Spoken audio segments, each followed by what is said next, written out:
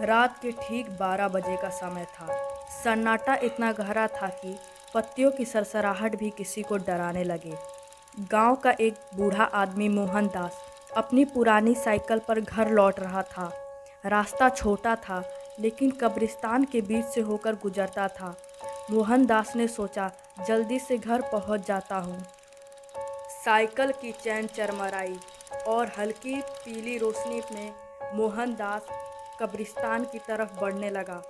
जैसे ही वह कब्रिस्तान के बीच पहुंचा, उसे एक ठंडी हल्की हवा छूकर गुजर गई। मोहनदास अभी थोड़े दूर गया ही था, तभी उसे कब्र पर एक सफ़ेद कपड़ों में बैठी आकृति दिखाई दी। मोहनदास को लगा शायद गांव का कोई आदमी बैठा होगा। वह उसको नज़रअंदाज करके आगे बढ़ने लगा, लेकिन वही साया अगली कब्र पर भी बैठा दिखाई दिया। मोहनदास के माथे पर अब पसीना था और चिंता की लकीरें साफ साफ उसके माथे पर दिखाई दे रही थी। लेकिन जितना आगे बढ़ता, वह सफ़ेद साया मोहनदास के उतने पास आते जाता।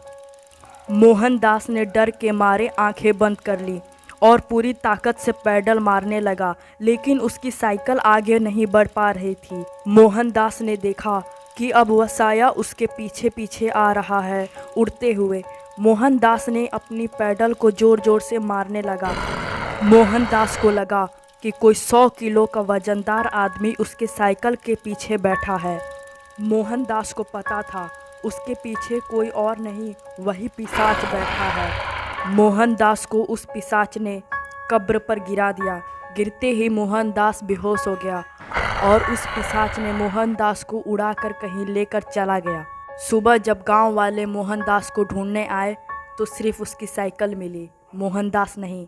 लोगों का कहना है कि रात को कब्रिस्तान से किसी की साइकिल चलाने की आवाज़ आई।